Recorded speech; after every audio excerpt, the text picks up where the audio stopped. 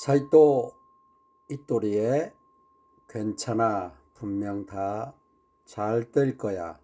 오늘은 인성의 시대가 도래한다. 낭독하겠습니다. 인류는 강자가 이기는 시대를 살았습니다. 뭐든 좋으니 강하면 다 된다는 시대가 있었지요.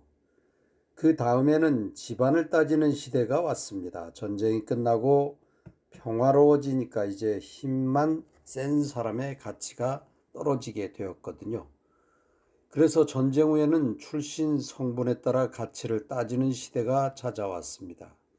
이후 학력의 시대가 도래했습니다. 그렇다고 이제 곧 학력의 시대도 끝난다고 말하는 게 아닙니다. 아마 여러 형태로 변화하겠지요.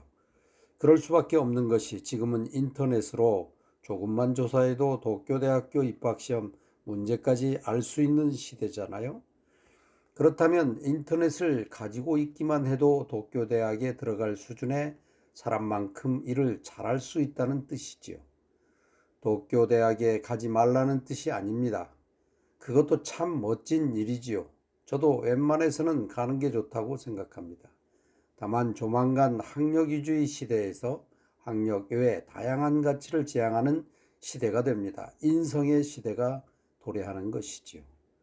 이런 사람 밑에서 일하고 싶다. 이 사람에게서 물건을 사고 싶다. 이 사람을 위해서라면 힘을 낼 수 있을 것 같다.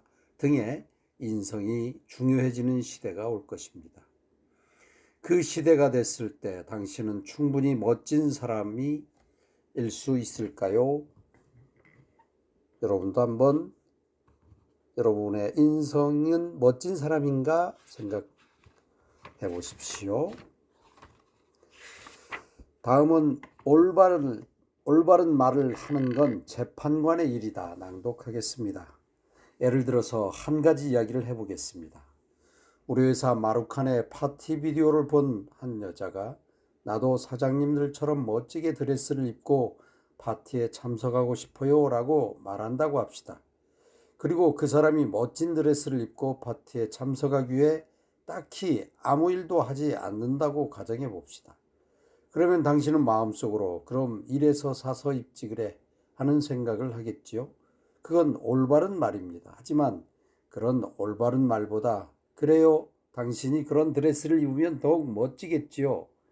갑자기 저런 사장님들처럼 멋진 드레스를 입지 않아도 돼요.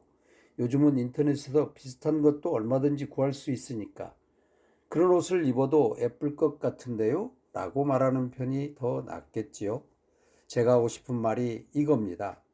아마도 그 사람은 일부러 하라는 소리를 주변에서 많이 들었을 겁니다. 일부터 하라는 소리를 주변에서 많이 들었을 겁니다. 부모님과 형제에게도 그런 말을 들었을 거예요. 자신도 그걸 잘 알지만 일할 수 없는 어떤 두려움 같은 것이 있는 거겠지요. 그 사람이 이제야 자기 마음에 불을 지피는 꿈을 이야기하는데 그걸 양동이에 물을 가득 담아서 끼얹어 버리면 무슨 재미가 있겠습니까?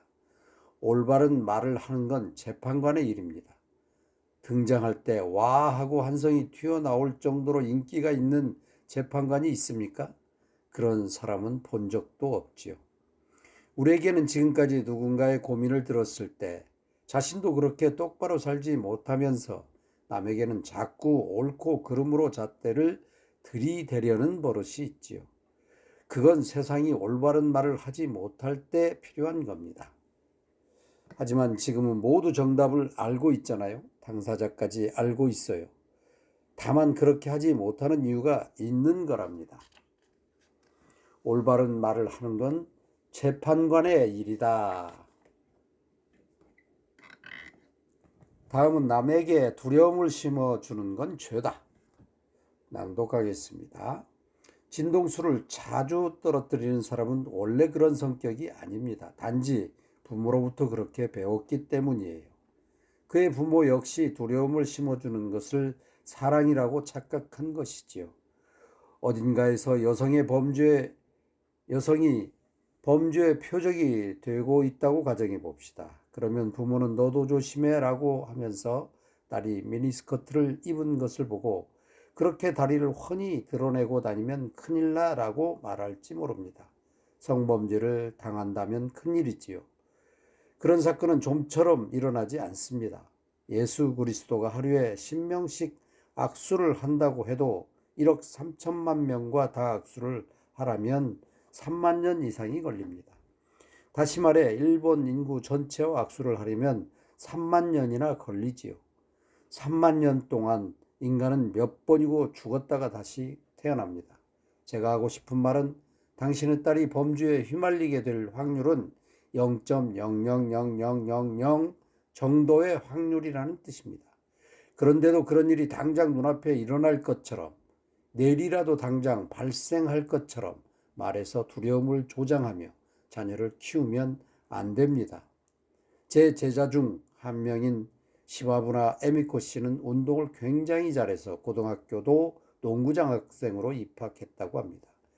그런데 에미코 씨가 자동차 면허증을 땄을 때 오빠는 너는 덜렁거리니까 사고를 일으키기 쉬워라고 계속 주의를 주었다고 합니다.